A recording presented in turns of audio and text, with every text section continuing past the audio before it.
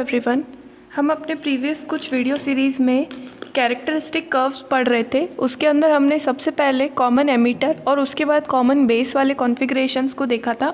आज हम अपने लास्ट कॉन्फ़िगरेशन को देखेंगे जो है कॉमन कलेक्टर कॉन्फ़िगरेशन, यानी कि उभयनिष्ठ संग्राहक अभिविन्यास। इसके अंदर हम क्या करेंगे, कलेक्टर को ग्राउंड करेंगे और उसे इनपुट सर्किट और आउटपुट सर्किट के बीच में कॉमन रखेंगे।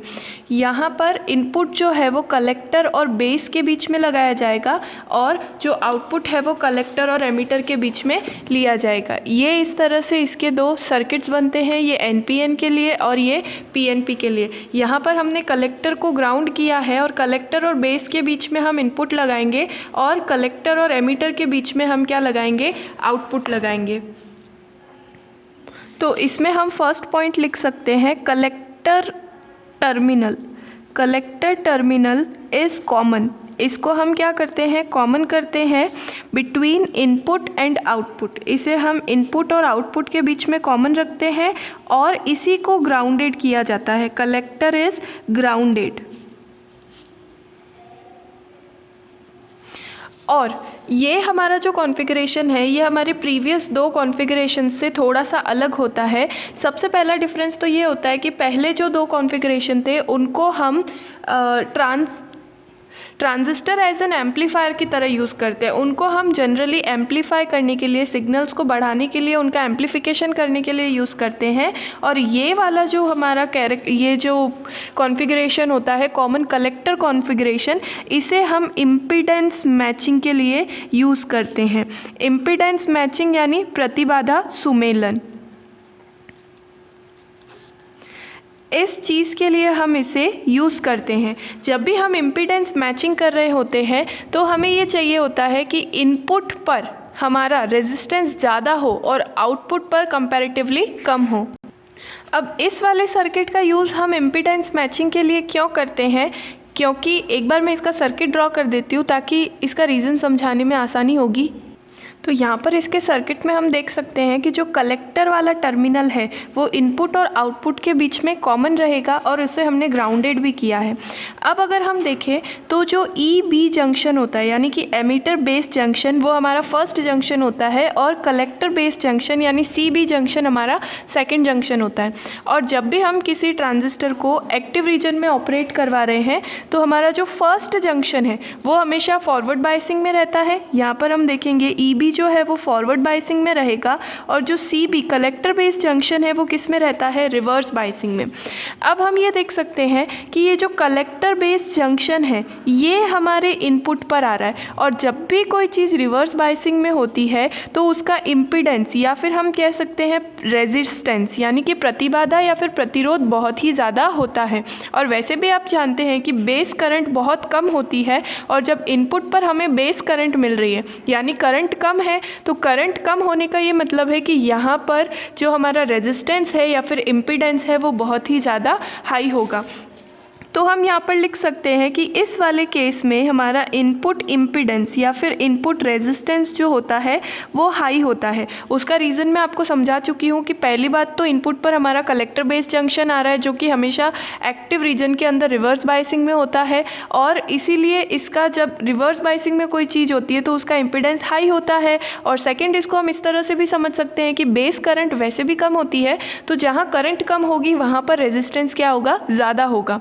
ठीक है, तो इस वजह से यहाँ पर इनपुट इम्पीडेंस हाई होता है। बाकी जो दो केसेस पढ़े थे उनमें आउटपुट पर रेजिस्टेंस हाई होता था क्योंकि ये वाला जंक्शन जनरली हमारा आउटपुट की तरफ आ रहा था। अब यहाँ पर हम देखें तो एमीटर बेस जंक्शन जो कि फॉरवर्ड बायसिंग में होता है और वो हमें आउटपुट की तरफ मिल रहा है, तो इसका जो आउटपुट इम्पीडेंस होगा या जो आउटपुट रेजिस्टेंस होगा वो क्या होगा, कम होगा। ठीक है, और वैसे भी एमीटर करंट ज़्यादा होती है तो इस साइड में हमारा जो रेजिस्टेंस होगा वो कम होगा। इसी रीज़न की वजह से इसे हम क्या करते हैं, इम्पीडेंस मैचिंग में यूज़ करते हैं। तो ये किस तरह से डिफरेंट है, जो हमारे प्रीवियस दो कॉन्फ़िगरेशन थे उसमें उल्टा था। आउटपुट इम्पीडेंस बहुत ज़्यादा हाई था या रेजिस्टेंस बहुत ज़्यादा हाई था लेकिन इनपुट पर बहुत ही कम था और इनपुट पर करंट ज़्यादा मिल रही थी, आउटपुट पर करंट कंपैरेटिवली बहुत ही कम हो रही थी। लेकिन यहाँ पर क्या हो रहा है, यहाँ पर इसका उल्टा हो रहा है। यहाँ पर इनपुट पे इम्पीडेंस बहुत ज़्यादा हाई है और आउटपुट पर लो है। तो वहाँ पर हम क्या कर रहे थे, उन दोनों को हम जनरली एम्पलीफायर या प्रवर्धक की तरह इस्तेमाल करते हैं, और ये वाला जो हमारा सर्किट होता है इसे हम इम्पीडेंस मैचिंग के लिए यूज़ करते हैं। यहाँ पर जो लोड कनेक्ट किया जाता है, लोड का मतलब होता है RL, यानी कि जहाँ से अपना आउटपुट आप मेजर करेंगे। तो यहाँ पर लोड को एमीटर और ग्राउंड के बीच में कनेक्ट किया जाता है।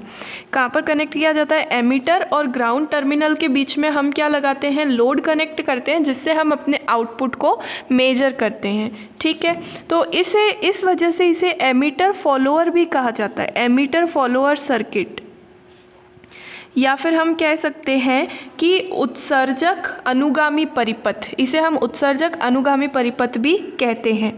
ठीक है, अब ये कॉमन कलेक्टर वाला जो है, ये कॉमन एमीटर से थोड़ा सा ही डिफरेंट होता है, क्योंकि कॉमन एमीटर में हम क्या करते हैं, कलेक्टर, यहाँ पर कलेक्टर था और यहाँ पर ग्राउंड था, तो कलेक्टर और ग्राउंड के बीच में से हम आउटपुट लेते हैं और लोड लगाते हैं, और यहाँ पर उल्टा हो जाता है, हम एमीटर और ग्राउंड के बीच में लोड लगाते हैं।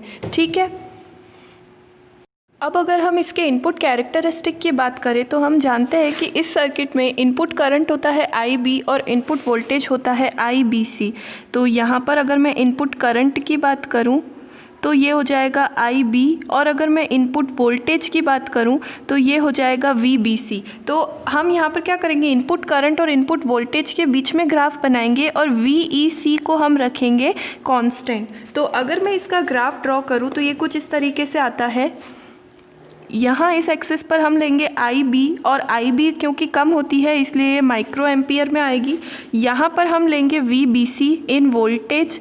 इस ग्राफ के अंदर ये ग्राफ कुछ इस तरीके का होता है कि अगर मैं VBC की वैल्यू को चेंज करूँ या VBC की वैल्यू को बहुत थोड़ा सा भी चेंज करूँ या बढ़ाऊँ, तो उस केस में IB की वैल्यू क्या हो जाती है, कम होकर के नियरली इक्वल टू 0 हो जाती है, क्योंकि यहाँ पर IB वैसे भी बहुत कम होती है, और ये जैसे ही हम VBC को थोड़ा सा भी बढ़ाएंगे तो यहाँ पर रिवर्स बायसिंग जो होगी वो और ज़्यादा बढ़ जाएगी, और रिवर्स बायसिंग बढ़ने की वजह से ये करंट की वैल्यू क्या हो जाती है, कम हो जाती है। और यहाँ पर भी अगर मैं VEC के अलग अलग वैल्यूज़ के लिए ग्राफ बनाऊँ तो यहाँ पर VEC की कुछ हम एक वैल्यू ले लेंगे कांस्टेंट, और यहाँ पर VEC की हम कोई दूसरी वैल्यू ले लेंगे।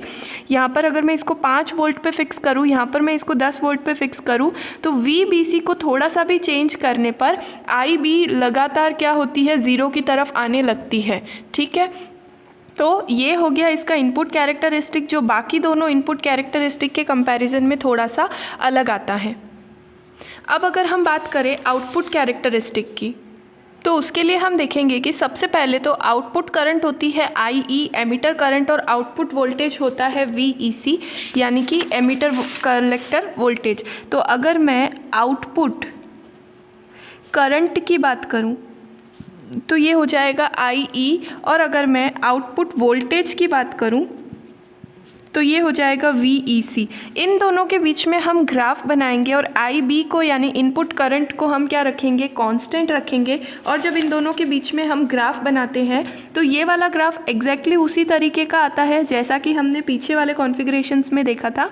ये इस तरह से ग्राफ आता है। इसके अंदर भी 3 रीजन होते हैं, cut off region, active region और सैचुरेशन रीजन। ये हो जाएगा हमारा कट ऑफ रीजन, ये हो जाएगा हमारा सैचुरेशन रीजन, और ये वाला हो जाएगा हमारा एक्टिव रीजन। बिल्कुल इसी तरह से जैसे हम पीछे पढ़ चुके हैं उसी तरह से ये वाला ग्राफ आता है। यहाँ पर हमने IB की वैल्यूज़ को कुछ कुछ कांस्टेंट रख लिया है, और यहाँ पर ये है IE, और क्योंकि IE ज़्यादा होती है इसलिए मिली एम्पियर में आती है, और ये है VCE जो कि वोल्ट्स के अंदर मापा जाता है। तो सबसे पहला जो कर्व होगा वो IB = 0 के केस में होगा, फिर IB = 20 micro ampere, 50 micro ampere, 100 micro ampere. इस तरह से हम इसकी वैल्यूज़ को कांस्टेंट रखते जाएंगे और हमें इसका ग्राफ बिल्कुल उसी तरह से मिलता है जैसा कि पहले 2 कॉन्फ़िगरेशंस में मिला था।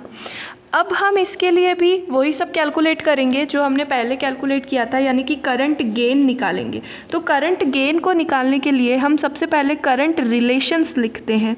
तो करंट रिलेशंस के अंदर आप जानते हैं IE जो होता है वो IC + IB के बराबर होता है। ये वाला डेरिवेशन हम अपने प्रीवियस वीडियो में भी कर चुके हैं। अब IC जो होता है वो अल्फ़ा DC IE + ICBO के बराबर होता है। ये जो ICBO है ये हमारी लीकेज करंट है when base terminal is open. यहाँ पर हम इसके बेस टर्मिनल को क्या रखेंगे, ओपन रखेंगे, यानी इनपुट टर्मिनल को ओपन रखेंगे। उस केस में जो यहाँ से करंट फ्लो होगी उसे हम क्या कहेंगे, ICBO या फिर लीकेज करंट या शरण धारा। तो यहाँ पर मैं लिख देती हूँ leakage current when base terminal is open. Base terminal पर हमने कोई भी वोल्टेज नहीं लगाया है, तब हमें जो लीकेज करंट मिलती है वो ICBO के बराबर होती है। अब अगर मैं इस इक्वेशन नंबर 1 में इसकी वैल्यू अप्लाई करूं तो मुझे क्या मिलेगा, IE is equal to alpha DC IE plus ICBO plus IB। यहाँ से हम इसको इस तरफ ले लेंगे तो IE कॉमन आ जाएगा दोनों टर्म्स में से, 1 minus alpha DC is equal to IB plus ICBO। ठीक है, अब हम क्या करेंगे, हमें IE की अगर वैल्यू कैलकुलेट करनी है तो ये वाली जो टर्म है ये नीचे आ जाएगी, 1 minus alpha DC plus ICBO upon 1 minus alpha DC। ठीक है, अब हम जानते हैं, हमने जो पहले भी अल्फ़ा और बीटा के बीच में प्रीवियस वीडियो में जो रिलेशन निकाला था उससे हम ये लिख सकते हैं कि 1 अपॉन 1 माइनस अल्फ़ा DC जो होता है वो बीटा DC प्लस 1 के बराबर होता है। यहाँ पर अगर हमें बीटा DC की वैल्यू को कैलकुलेट करना हो तो मैं इधर इस 1 को इस तरफ शिफ्ट करूँगी तो ये -1 हो जाएगा, और सॉल्व करने पर हमें एग्जैक्टली वही रिलेशन मिलेगा जो हमने प्रीवियस वीडियो में CE कॉमन एमीटर कॉन्फ़िगरेशन के लिए निकाला था।